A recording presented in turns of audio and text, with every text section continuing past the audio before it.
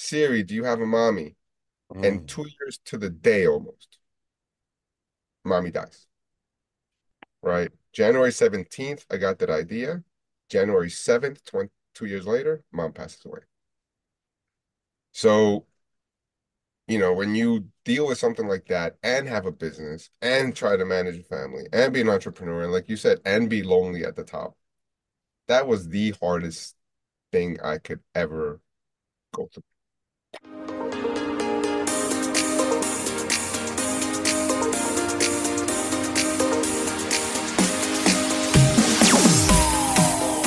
It is time for a new episode here on That Entrepreneur Show. Me and Emil were just chopping it up behind the scenes.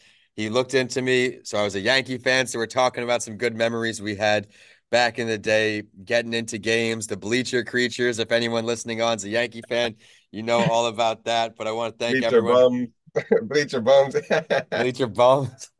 Well, I want to thank Emil for taking the time and thanking you who are tuning in today to spend your part of your day, at least I should say, with another inspiring entrepreneur. I love his story, and the bio is going to get you amped up as well. He was born and raised in New York City, hence the Yankee fan, but describes his childhood like the Little Rascals, adolescent years like Boys in the Hood, high school like 90210, college like Animal House. I mean, the classic movie there, and the rest of his life like The Secret Life of Walter Mitty. In 2020, he ended up founding a company called MindBank AI after his daughter had a conversation with Siri and decided that he wanted to build a digital twin of himself. That way he can live forever with his daughter. What started as his quest for immortality quickly expanded into something much bigger for humanity because the next personal computer is you. He's been awarded through Microsoft, Adobe with this idea, these processes. I can't wait to learn more about them. We know how the idea came about, but walk us through this conversation a little more with your daughter and Siri. Yeah, so I was on a train. Actually, I was doing some consulting work in Vienna, and we were living in Europe at the time. So we took a train home to Prague, which is like a 3-hour train. And so in one of those trips, I brought my kid. She was only 4. She was so took her out of pre-K or whatever. It's like come to Vienna for the week with me and my girlfriend. And on the way back, she was 4 years old. I had just given her an iPad to start playing with. And for the first time, Siri popped up. That little doop doop. You know. And she asked me, Daddy, what is this? And I told my little girl, I was like, honey, this is Siri. She's like a friend. Say hi, Siri, and ask her a question. My little girl thought for a second, and the first question out of her mind blew my mind because she said, hi, Siri, do you have a mommy? And at this point, we were sitting on the train, everyone around us stopped what they were doing and watching this 4-year-old start talking to Siri, right? And having this conversation. And then she's like, Siri, do you like ice cream?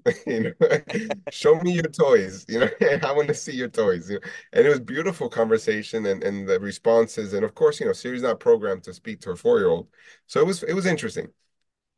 10 minutes goes by and she says, Siri, I love you. You're my best friend, right? And that's when I say the psychologist in me kicked in, and the dad, the preoccupied dad kicked in, because I realized that when someone internalizes something, I love you, that's an internalization of an emotion. Mhm. So you have to pay attention to that, right? And she says, I love you, you're my best friend. So I'm thinking to my head, okay, does my child have like emotional attachment issues that she just makes? Yeah, I love that. I love everybody. You got to be careful with these things, man, especially at this age, because when it gets 16, it becomes a bigger problem.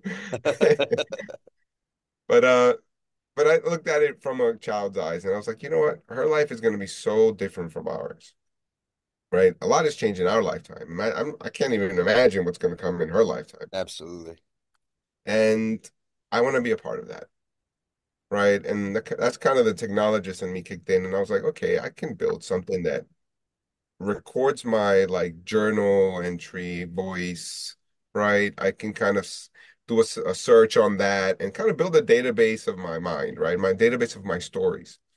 A side note to that is I was divorced, right? And I had just gotten a divorce recently. And, you're splitting time with your kid, right? like like most dads do, a week here, and you're like finding moments to kind of just grab onto these things. So I am working in another city. I'm bringing her with me. You know what I mean? And it's just try to buy time. So I figured, wow, this is also a really interesting way to buy that time, right? You Yeah. can like connect with her on forever, really, and she could always have that piece of daddy because things you tell her now or you tell your children now are going to have different meanings as they grow up, right? The story, the lesson doesn't change, but their interpretation of that lesson completely changes as they mature. So that's how the whole idea started, right? And in the process, um, we started building other utilities around it and found out that, wow, basically you are the API, you are the connection and your data you can, basically expand yourself in so many ways. And that's how we expanded into generative AI, psycholinguistic models, and all kinds of other things. I love that. And I know the passion is involved because your daughter was involved. And to all entrepreneurs out there, the one commonality each guest brings is that passion. There are tons of silly statistics that, oh, this amount of percentage of businesses don't make it past year two, whatever, year one, even. And a big part of that is not being all in passionate about what you're doing. You know his why in creating this company now. Let me ask you something. Did you ever think that you were going to ever work with family directly or indirectly? I mean, now as your daughter grows, I'm sure she's going to play a role as Mind Bank grows. I hope so. Now I have two daughters, so I hope one of them at least takes the reins. And I planned for that, to be honest with you. I planned for it from a perspective of the cap table. I planned for it from a business perspective. Say, like an example, like we have shares that we sell to investors, and we have shares that I own that are the voting shares. And my idea is to either create a DAO around that on the web so that it becomes a decentralized authority, or that becomes an inherited thing to my family, right? And there's a lot of companies that are publicly traded, but the family keeps the voting, right? And so I had that long-term vision to begin with, right? So for sure, yeah. And to your point about passion, my first company is called Passion Communications. No So I way. was from a marketing background. That was and I started because you know what? That is my passion. Storytelling, creating beautiful campaigns. And but my passion shifted into instead of doing it for other brands, I'm doing it for myself now, under my own company, my own brand. I love that. Removing the passionate work with other people and eventually tailoring it back to you. It's all great advice, even if you're working a job for someone else. I hope you do have some bit of likeness towards it. You don't want to just show up and, oh, got another phone call with Vin today. I'm pissed. This stinks. You want to look forward to it. But I now want to ask you, you've been on this entrepreneurial journey for quite a bit of time. It's not as easy for some as it is for others. We get roadblocks, we get stumped because we are alone a lot of the time, bootstrapping, building, whatever. What is some advice that you can lend to other entrepreneurs to help them progress along their journey a little quicker than they are? Okay, I don't know about quicker, but let's talk about progress. Let's do Because it. speed is a challenge. It's always a challenge. It's never fast enough. Let's put it this way. Amen. To your point about passion, I think there's a relevant symbiotic relationship between passion and resilience, right? When you're passionate about something, you're going to be resilient, and when you're resilient, failure is not an option. So if you have that mindset of like failure is not an option, even if I have debt, no money, stuff doesn't work. If you really, really want it, what you do have, usually, in most people's case, is you have time. So use time to your advantage. You don't have to have it all at once. It doesn't have to all happen tomorrow. So, time could be your best enemy, your a friend of me, basically. It could be use it to your advantage. It could also hurt you, right? Because time is money to some extent. But I would say definitely if you consider the concept of time in your decisions, things change, right? Stress happens because the now, Hmm. right? And we take a long-term view at things, try to go look back at the whole year, look back from when the moment I started this company to today, 4 years later, there's tons of stuff happened. I mean, my life could be a movie, literally, to the point that there was a documentary team like actually following me for a few days, Oh my goodness. I've had deaths, I've had like, investors say they were going to give me almost six figures and completely like disappear and like all kinds of stuff you can imagine. But the one thing I always had in my head is like failure is not an option. I don't know how, I don't know when, but it's not, failure's not an option. And thankfully, with that mentality, this year, this October, this just last October, we actually created a digital twin of me that I feel that my daughter now has her daddy forever, right? And that's crazy, It's a if you big think about deal. it, And when I started this, literally, right, I started this in 2020, pre-COVID, BC, before COVID, so 2020 BC, I You know what like I mean? that. And everyone thought I was crazy. Investors were like, wow, brilliant idea, so cool, great story.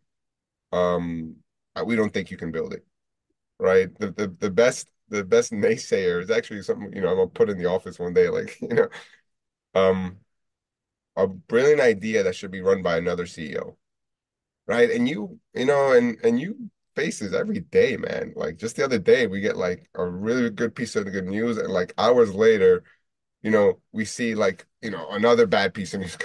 This is like on a daily occurrence. So resilience is key. Passion and resilience, and consider time, right? Take it easy, man. Like like you deal a lot with mental health, mental stress. A lot of times it's we put the pressure on ourselves, you know? And A if lot of you the just time, put all the time.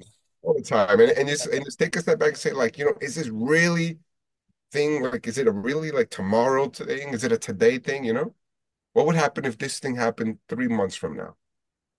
Nothing would probably happen. A few people get fired, maybe, you're gonna have to like hustle, you're gonna have to eat pasta, spaghetti, spaghetti and all day.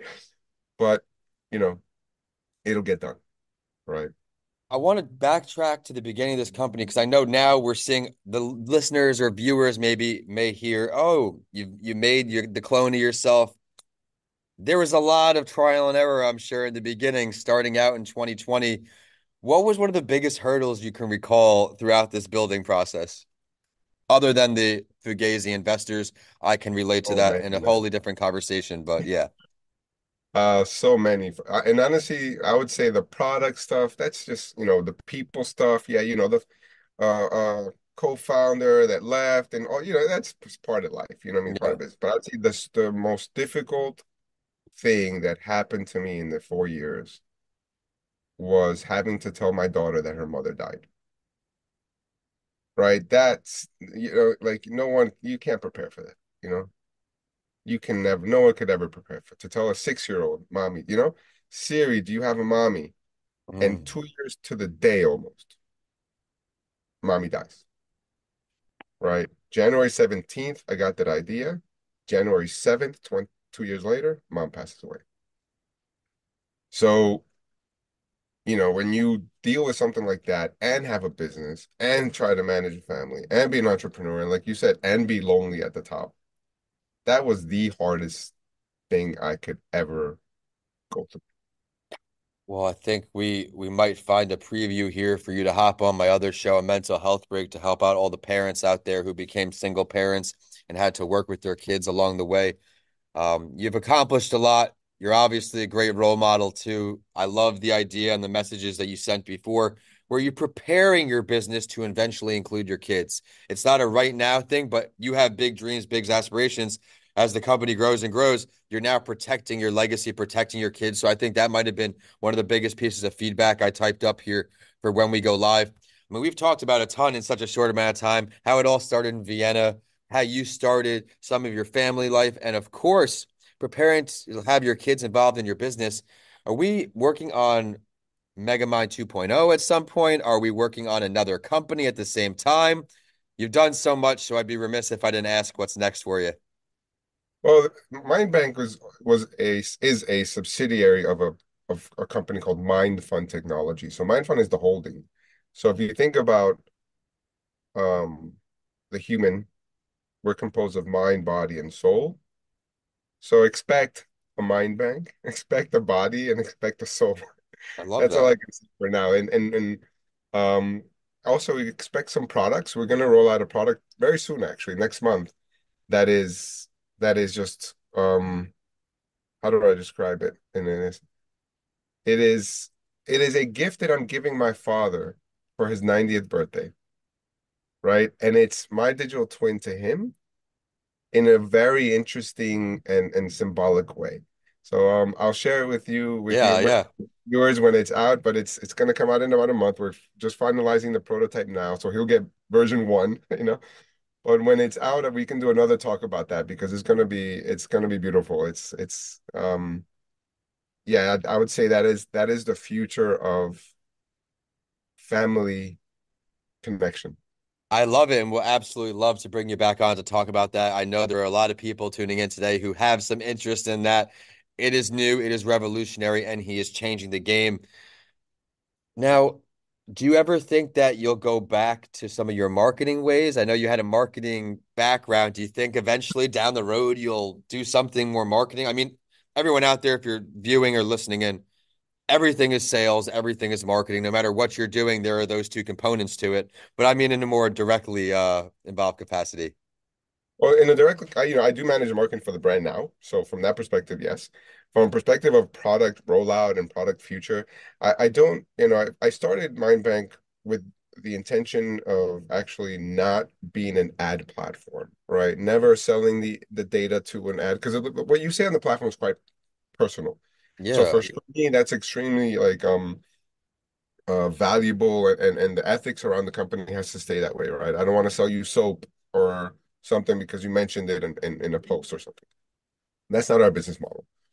But from a perspective of value to a consumer, right? I believe there's a lot of value that you can get from products that are very relevant to what you need. And it's more about like, what is the future of advertising? And I really believe that the future of advertising is like extremely personal and you seek it out, right? Not let it just jump in your face type of thing, right? Yep. So maybe there's a future there. I don't particularly, it's not in our plans anytime soon. Like I mentioned, for me, it's about AI enhanced humanity. And marketing isn't really enhancing humanity in any way right now. But mental health, resilience, self-awareness, longevity, these are the big problems we're trying to solve. I love it. I can't wait to see all the great stuff you do in the world and continue to do. Thanks so much, Emil, for taking the time not only to connect, but join the show. Extra bonus points. We got another Yankee fan on the show. But where can we find more about this online? Where can we find you online to say hello? Please just obviously mindbank.ai is the website. You can find me on LinkedIn and Twitter and all the other platforms you can imagine. If you want to talk to me personally, you can actually speak to my digital twin. So it's emil.mindbank.ai. Go ahead, go crazy, have a conversation with me. And when it's business related, it's very simple. It's Emil at mindbank.ai. Just shoot me an email. I get them directly. I don't have an executive assistant yet, so um, I'll get around to it eventually. All right. Well, thank you for sharing, everyone. Be sure to go check out all he has to offer and definitely keep checking back, not only on this show for his next interview, but for the website for these exclusive announcements. He's mentioned product rollouts, a whole lot to be excited about in Emil's world. The show is at That Entrepreneur Show on all social media platforms. I am at Vincent A. Lancy. Be sure to head to YouTube and subscribe to Vincent A. Lancy to get the That Entrepreneur Show channel brought directly to you, the behind the scenes videos. And if you want more info on launching your own podcast or book, be sure to reach out to Danica for a free call at podcastsbylancy@gmail.com. And with that, we are signing off. Two anxious Yankee fans ready to start the season with Cole and Judge already hurt. It's going to be a long one for us, man, but thanks so much for your Early, time. it's early. It's early still. We got hope. We got Soto. We got Soto. Exactly. All right, man. Thank you.